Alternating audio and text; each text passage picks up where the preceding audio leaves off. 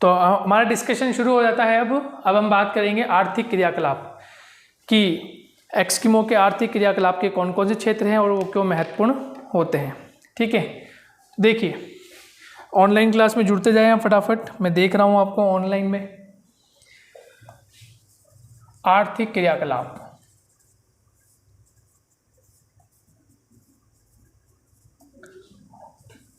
और आर्थिक क्रियाकलाप में हम फर्स्ट बात करते हैं इनकी आखेट की। आखेट क्या है? आखेट में नंबर 1 हम बात करते हैं शीतकालीन आखेट। शीतकालीन आखेट, और शीतकालीन आखेट में जो एक विधि है उस विधि का नाम है माओपाक विधि।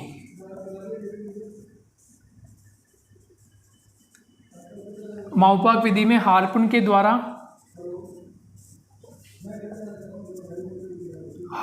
द्वारा शिकार किया जाता है सील मछली का।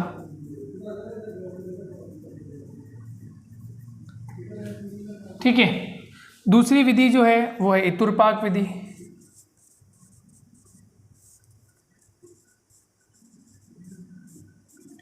और इतुरपाक विधि में क्या होता है?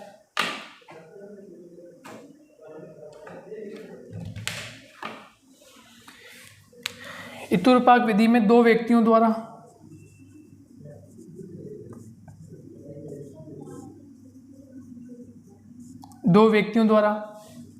तथा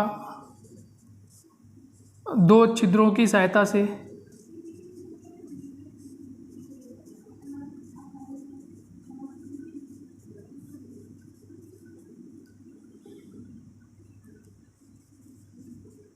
सील मछली का शिकार किया जाता है।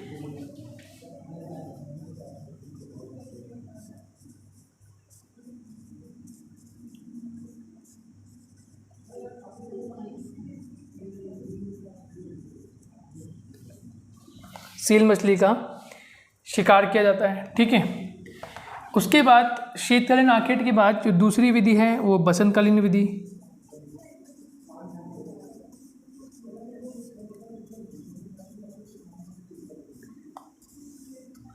और बसंतकालीन विधि में क्या होता है कि सील मछली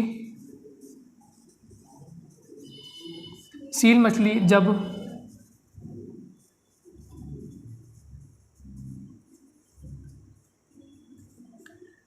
समुद्री भागों पर सांस लेने हेतु या श्वास लेने हेतु आती है तो शिकार कर लिया जाता है।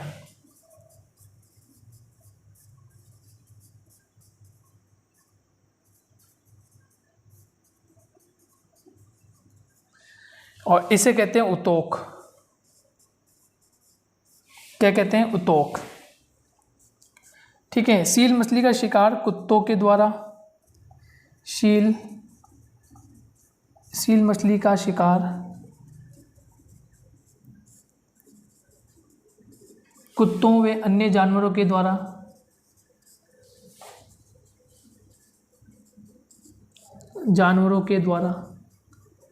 भी किया जाता है।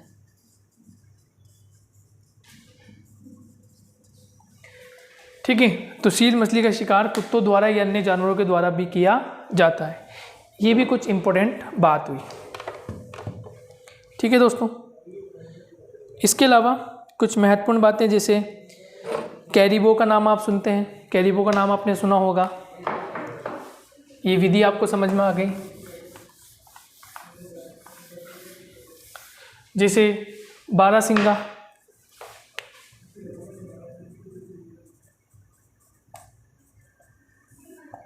इसको हम कैरिबो कहते हैं। कैरिबो का शिकार किया जाता है।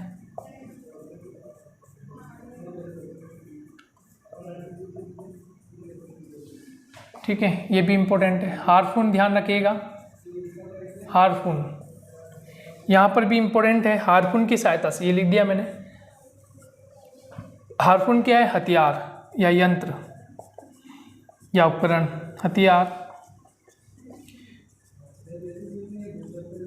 यंत्र या उपकरण। हथियार, यंत्र या उपकरण। ठीक है, नेक्स्ट ये हटा देते हैं। भोजन के रूप में देखें कि भोजन में क्या क्या ग्रहण करते हैं।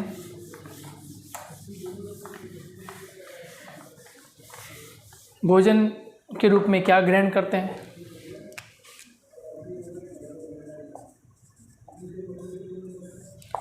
तो भोजन के रूप में सील मछली,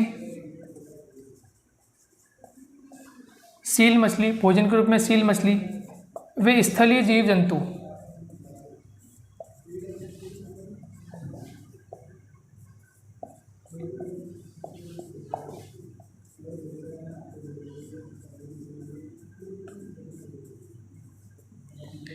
स्थलीय जीव जंतु का शिकार करते हैं। ठीक है, इसके अलावा ये सी लॉयन, व्हेल मछली का शिकार व भोजन।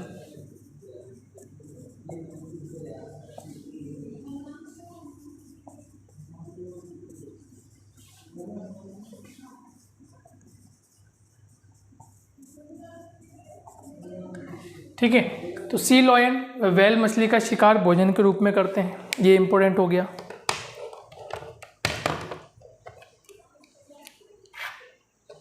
नेक्स्ट वस्त्रों की बात करें कि वस्त्र कैसे होते हैं।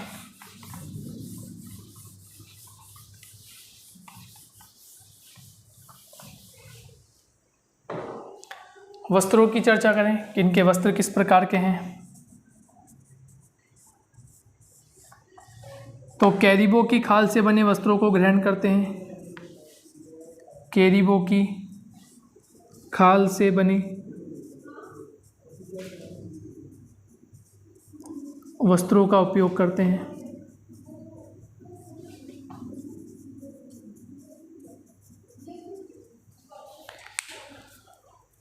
सील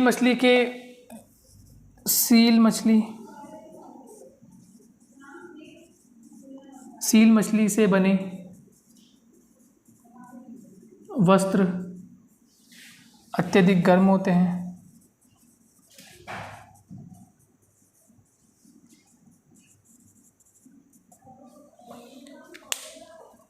सील मछली से बने वस्त्र अत्यधिक क्या होते हैं? गर्म होते हैं। ध्रुवीय भालू होता है, उसका नाम है सैमूर, इसके बने वस्त्रों को ग्रहण करते हैं। ध्रुवीय भालू सैमूर की खाल से बने वस्त्र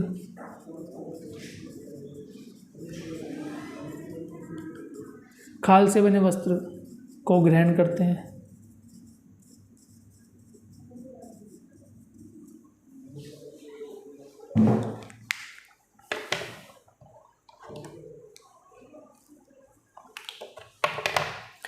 पुरुष जर्सी नुमा बाहेदार,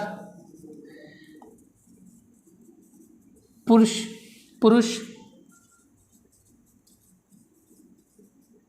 जर्सी नुमा बाहेदार एक वस्त्र होता है जिसको बोलते हैं तिमियाक।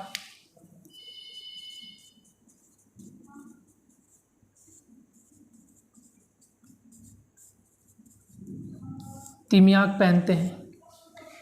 ठीक है, और उसके ऊपर एक वस्त्र और पहनते हैं। तिमियाक के ऊपर पहने जाने वाला वस्त्र, तिमियाक के ऊपर पहने जाने वाला वस्त्र कौन सा होता है? तो उसको बोलते हैं अनुहाक। ठीक है, अनुहाक। जूते को बोलते हैं जो सील मछली की खाल से बने हुए होते हैं जूते, ऊपर का आपने लिख लिया होगा।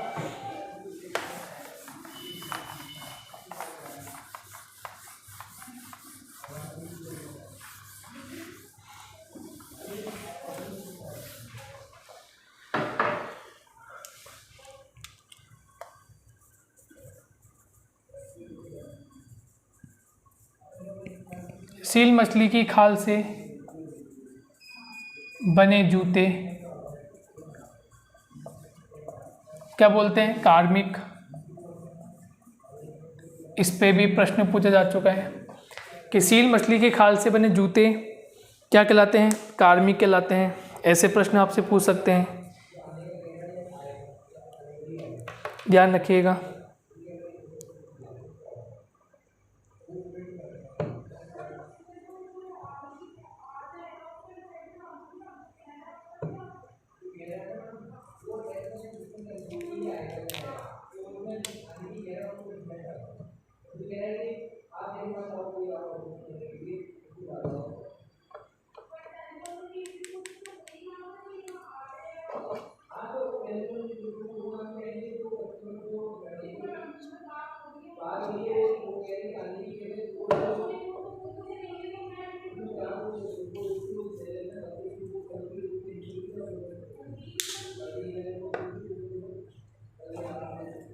नोट करते जाइए फटाफट, फिर हम आगे की चर्चा करेंगे।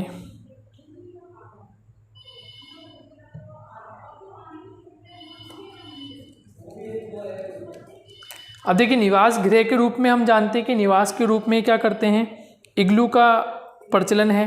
इग्लू बना के लोग रहते हैं, क्योंकि यहाँ तापमान जो होता है वो तापमान -डिग्री होता है, और माइनस में भी लगभग 40-50 डिग्री माइनस में चले जाते हैं यहाँ तापमान। तो इग्लू में निवास करते हैं लोग, ये ध्यान रखना है आपको।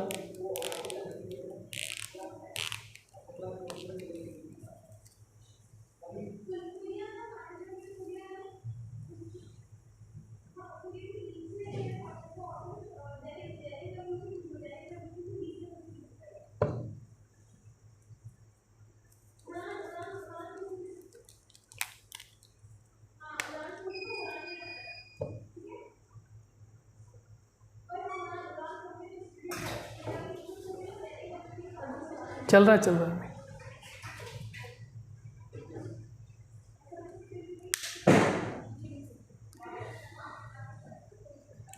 नेक्स्ट इम्पोर्टेंट कुछ फैक्ट्स और हैं, उन पर चर्चा कर लेते हैं, क्या इम्पोर्टेंट बातें और हैं। ठीक है, तो हम बात कर लेते हैं इनके यंत्रों की, जिसमें से 2 यंत्र पे हमारी चर्चा हो चुकी है पहले ही ऑलरेडी। 2 यंत्रों पे चर्चा हो गई, हमने हारफून को पढ़ लिया, क्याक को पढ़ लिया। 2 यंत्र और हैं। नंबर 1 है उमियाक, एक है उमियाक। और उमियाक क्या है? तो उमियाक होता है क्याक, जो एक नाव है उसका एक बड़ा रूप, क्याक नाव का बड़ा रूप या बड़ी नाव। ठीक है, बड़ा रूप लिख लेते हैं और यहाँ लिख देते हैं बड़ी नाव। ठीक है, अब उमियाक में होता है क्या है, ये व्हेल मछली का शिकार करते हैं।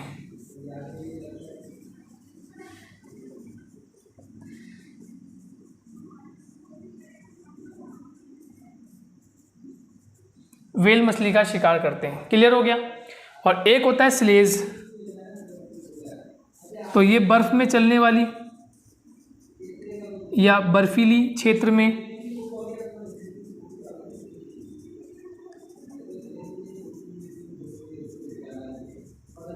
चलने वाली, जिसको रेंडियर व कुत्ते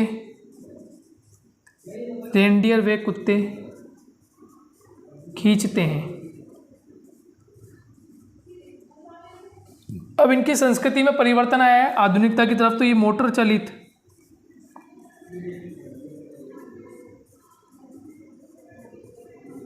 वाहनों का प्रयोग कर रहे हैं। मोटर चलित वाहनों का ही लोग अब क्या कर रहे हैं, प्रयोग में ले रहे हैं। Got the point.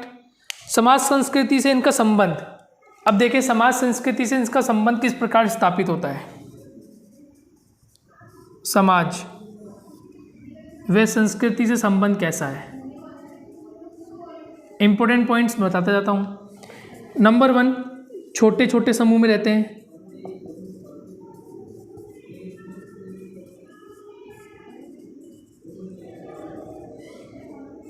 छोटे छोटे समूह में निवास करते हैं।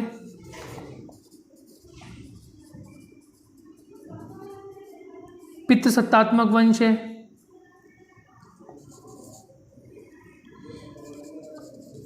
बहुपत्नी प्रथा है।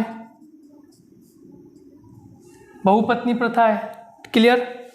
उसके बाद 4th नंबर पे आ जाए तो जादू टोने में विश्वास रखते हैं।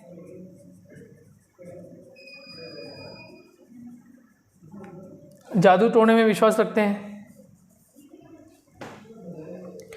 पितृसत्तात्मक वंश हो गया, बहुपत्नी प्रथा होगी, छोटे छोटे समूह में निवास कर रहे हैं। ठीक है, जादू टोने में लोग विश्वास रखते हैं। इसके अलावा इनमें एक और चेंजेस देखने को मिला है, और वो चेंजेस क्या है कि ये जो भाषा प्रयोग में लेते हैं वो एल्यूट भाषा होती है। इनकी जो भाषा है वो कौन सी है? एल्यूट भाषा। ये ध्यान रखिएगा। बोलने में जो प्रयोग में ली जाने वाली भाषा है वो कौन सी है? एल्यूट भाषा। आधुनिकता और वातावरण से इनका संबंध स्थापित है, क्योंकि ये लोग जो हैं वो अपने अपने वातावरण के अनुसार निवास कर रहे हैं। ठीक है, एस्किमो लोग जो है वो दुर्गम पहाड़ियों में निवास कर रहे हैं, और जलवायु जो कि वो ठंडी है, बर्फीली हवाएं चलती हैं, झंझावात के रूप में बर्फीली हवाएं हैं। आधुनिकता से इनका संपर्क स्थापित होता जा रहा है। धीरे धीरे लोग चेंजेस, इनके वातावरण में चेंजेस आते जा रहे हैं, और ये विभिन्न प्रकार की जो अमेरिकी सरकार के द्वारा जो स्वास्थ्य सेवाएं इनको प्रोवाइड कराई जा रही है उसका ये लोग लाभ प्राप्त करते हैं और आगे का अपना जीवन यापन करते हैं। तो इस प्रकार से दोस्तों हमने एस्किमो की विभिन्न क्वालिटीज़ के बारे में अध्ययन कर लिया। उनका निवास क्षेत्र कैसा है, आर्थिक गतिविधि उनकी किस प्रकार से रहती है, तो ये एक डिटेल एनालिसिस हमने पढ़ लिया। अब नेक्स्ट जो हमारा चर्चा होगी वो होगी बुशमैन पर। तो नेक्स्ट हम पढ़ेंगे बुशमैन। तो मिलेंगे नेक्स्ट लेक्चर में। जब तक के लिए दोस्तों धन्यवाद। Bye bye, take care.